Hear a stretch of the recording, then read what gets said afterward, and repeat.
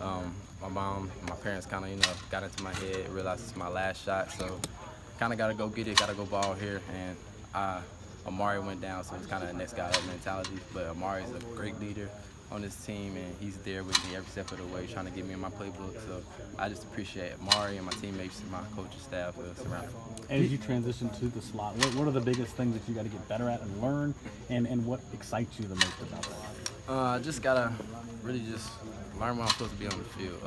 It's kind of different in the boundary, a little less space to work, but over to the field, a lot of space to work, and you gotta realize you gotta work on your craft, you gotta know your defenders, gotta know the scheme, and just be ready. How much does it help to open things up to the middle when you got T and Justin on the outside, and just so much talent around you, and whether it's ETN and just the confidence of all the other guys?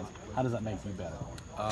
Just seeing those guys go out there and compete, make big plays throughout practice, just encourages me. We have great players all around both sides of the ball, so that just makes me a better player. This is a great place to be, so we go out there and compete every chance we get. What keeps this team hungry? With all the success that you had and all the accomplishments that you had a year ago, what keeps you guys hungry for more? I just feel like we're never satisfied. We reached a goal last year, and we realized it's in the rearview mirror, so we gotta put that behind us. It's a new season, it's a new team. We got new freshmen coming in. The season is 0-0 right now. Starting fresh, starting new, and we gotta realize we got a new goal that we wanna achieve. You look around college football, you don't see too many 6'3" slot guys running around. What's it feel like when you get in the slot and you look over there and you know that you got a route crossing a linebacker, you got a mismatch on? Does that give you a little bit of an edge walking in? Definitely, it kind of feels good. Kind of feels like I have a little bit of an advantage, but I still gotta, run the right route, get my depth, just be an overall great player. I gotta know what I'm doing on the field at all times. It's been kind of challenging, but been in my playbook, and I feel like I'm ready to take the next step. What kind of advantage does that height and length give you across the middle of the field? Most of the time, you see a guy like Hunter running those routes versus you going across the middle now.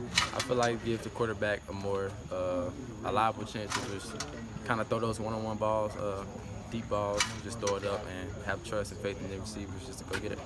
Did you have to get used to carrying a little bit more weight running out there? Did you feel like it wasn't really much of a difference? I definitely had to get used to it.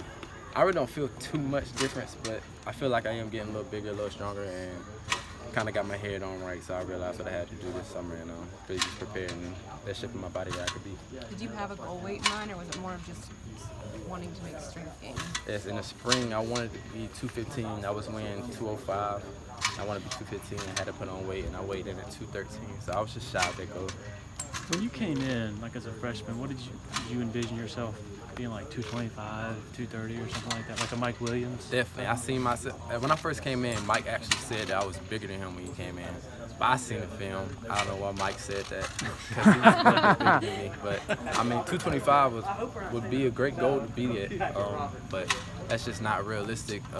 So I had to really just tone down and focus on my craft, and then try to put the weight on. And I took it more seriously this summer and kind of seen the outcome. Why is that not realistic?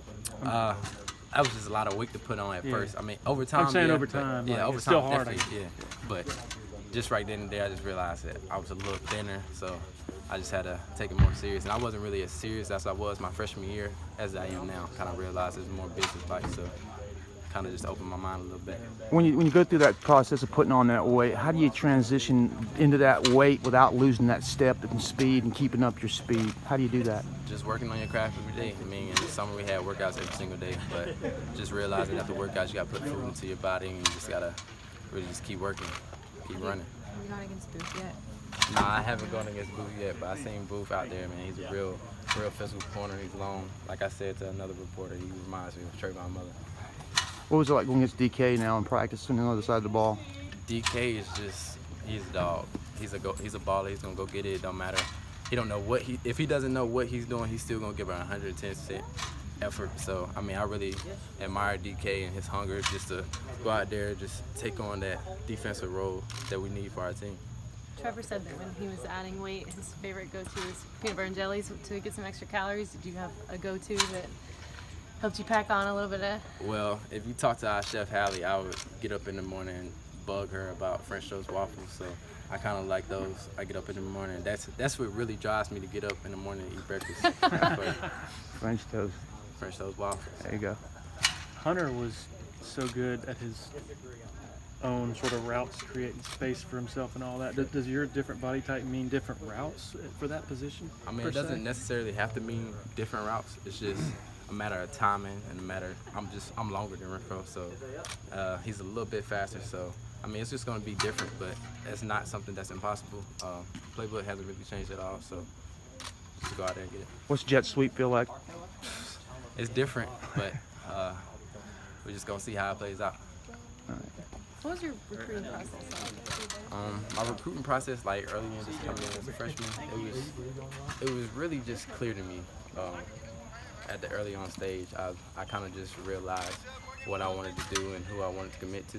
So, I mean, I held an open mind, but I kind of had my eyes on the prize and kind of stayed in contact with Clemson a lot. Who hosted when you came here?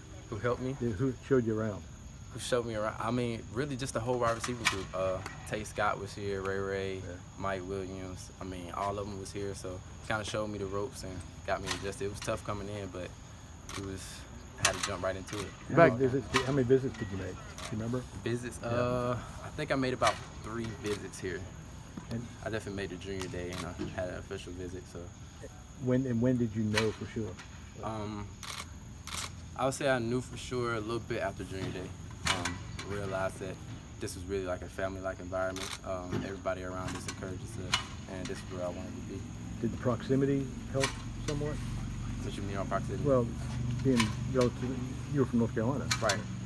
Being I relatively. mean, yeah, it's not too far. Yeah. So 3 hours and a half, Greensboro, Yeah. North Carolina. I mean, it's not too far. So it's driving distance. I go home every chance I get. We spoke one time after Shrine Bowl when you were at Shrine Bowl practice, and Tavian, you were coming off the field and having fun, cutting up together. And what do you think? What do you going through your mind was Tavian transfers over to South Carolina and furthers his career there? Tavian is a good guy. Always has been a good teammate, good friend. It's kind of just the best decision for him. So we just rallied around him, encouraged him.